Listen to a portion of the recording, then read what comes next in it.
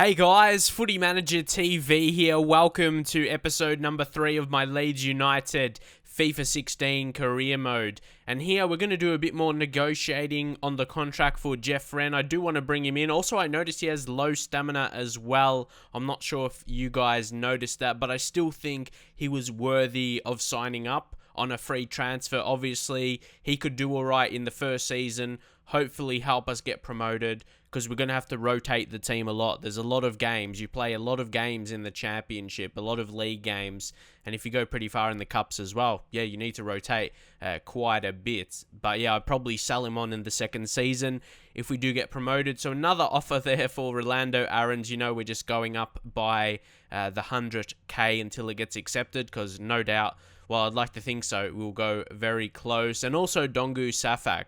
We have all these players lined up, but we just need to finalize the contracts and everything like that, and maybe some on the transfer offers as well. So with him from Barcelona, maybe need to give him a bit more. And then it goes to the next one, Olivier Boscagli. He's a very good centre-back, 69 overall and only 17. He could be a mid-80s centre-back, like Premier League quality. Exactly what we'll need. And I say that, yeah, eventually, maybe a few seasons from now, 3 or 4 seasons, we just got to see until he gets to the 80. 80 overall, I think 3 or 4 seasons being realistic.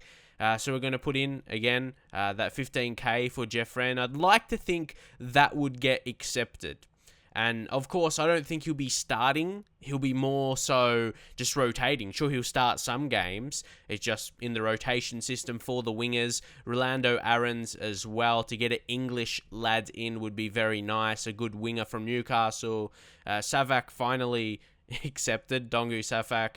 But now, again, Boscagli didn't accept, so we're going to have to give him a bit more. We're going to go to 3k on the wage budget, squad role, important first team player, and also the clean sheet bonus, which you do know. I always say it, so you know it doesn't really do anything. It doesn't affect your wages at all. It just gives them a better chance of accepting it. You don't actually pay them any more money. That's just the way it is. In my experience, I don't notice extra wages going down once you do keep a clean sheet or score a goal if you have the goal scoring bonus for attacking player.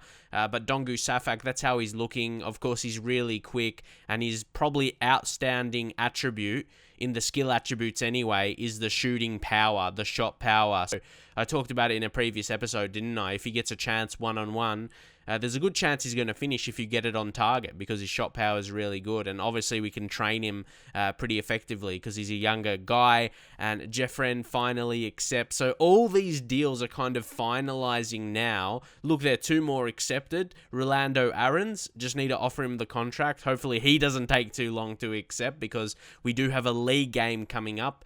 First game of the season against Reading. It's going to be away from home as well, so tricky way to kick off the season.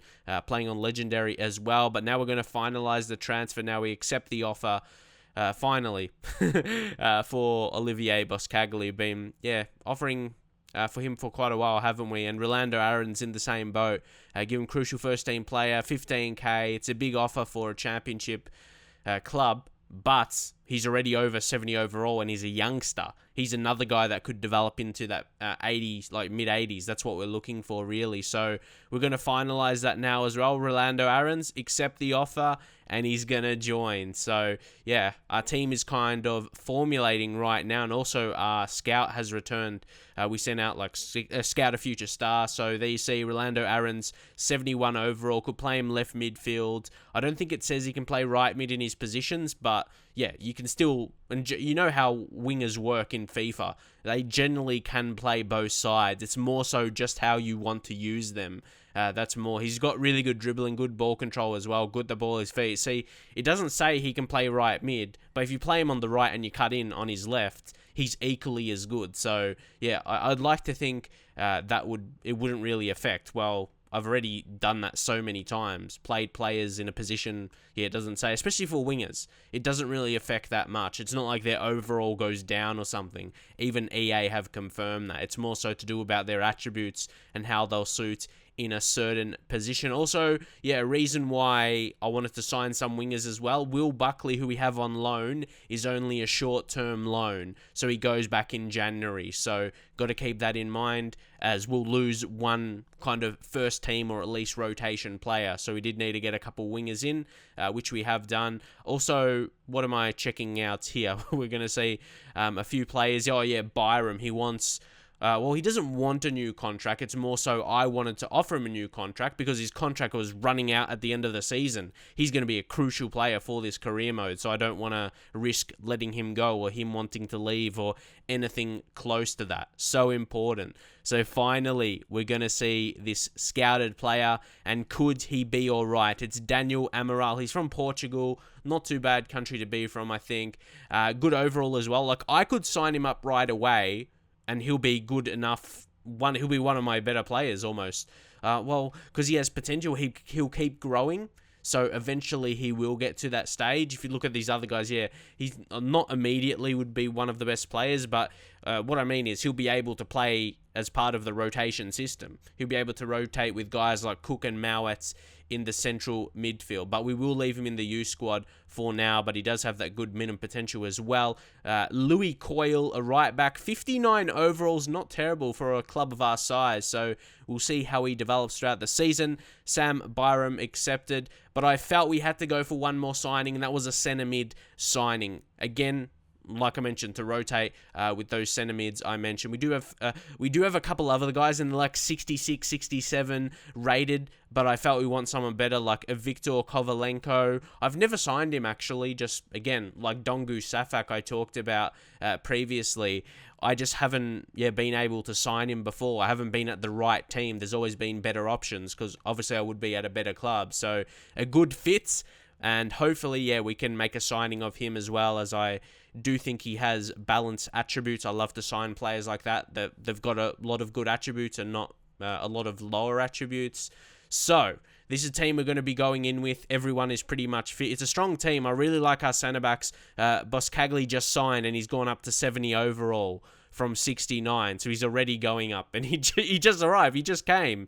So that's very, very good. I can sense he's gonna be a guy that's gonna develop easily. We haven't even got him training yet, but here we could have a chance. That should be a free kick given away in this first half. This is really the first opportunity. We're going to see who's the best free kick taker in the team. We don't have too many good free kick takers, but Mowat is decent, and he shows that there with the free kick.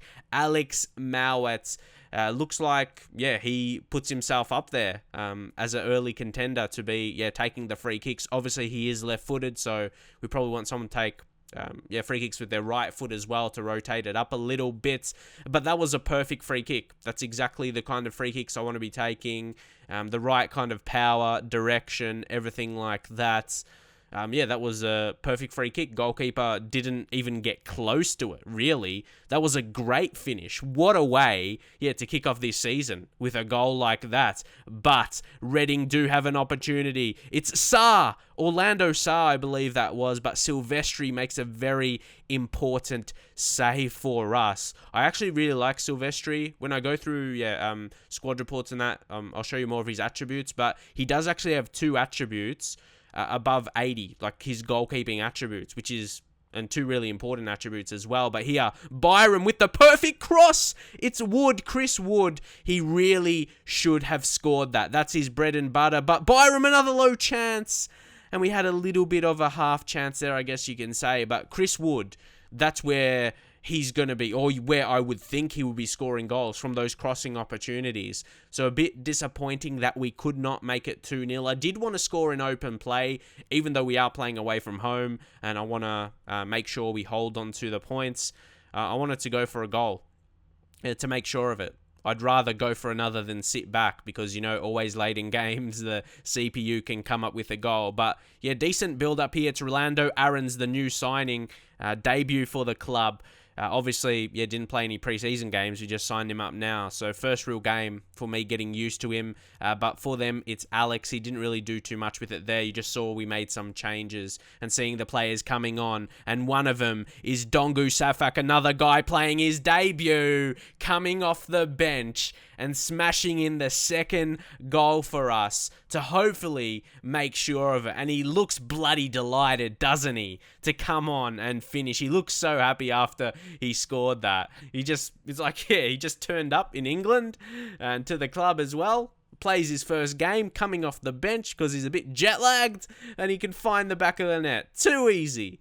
Oh, that was a great finish and showcase what I talked about with the shot power. Get it on target and the goal and the direction. It was the accuracy as well. So the mix of that, Dongu Safak coming from Barcelona, he could be a special player for us. And he's on the ball again. Good touch there, plays it in front of himself and tries to cut in, and he does. The defender has no chance. He tried to cross it in, but it's going to find the way into the back of the net. It deflected off one of their defenders, and he makes it 3-0. And yeah, see, look out, again, you can see the emotion. That's something really relevant. See the smile on his face there. He looks so happy. I love seeing that. Especially, yeah, with new players coming to the team. But I really like that feature in FIFA, the emotional kind of things with the players, like on their face. You can really tell that. It's good for YouTube videos, I suppose. It's graphically good. That's a good thing about FIFA videos, I suppose. But we made it 3-0, and is this actually legendary? Am I dominating, you could say, away from home on the hardest difficulty in the game as they blast the shots, and that shall be it. So I dominated this game, and it's not like I can put it on a harder difficulty. I don't want to get too ahead of myself. Maybe it was just one of those games. We get an early free kick, and then Reading, because they are playing at home, they go a bit more attacking. Maybe following games will be a bit harder. We just got to see how it pans out. But at least for now, and don't forget about Silvestri, made a lot of saves, actually 9 saves. And obviously you wouldn't see them all. You just see some here and there. Obviously you want to see more of the highlights of, goal chances and goals, obviously. But yeah, he was big in this first game. And like I said, he's got a couple good attributes for goalkeepers.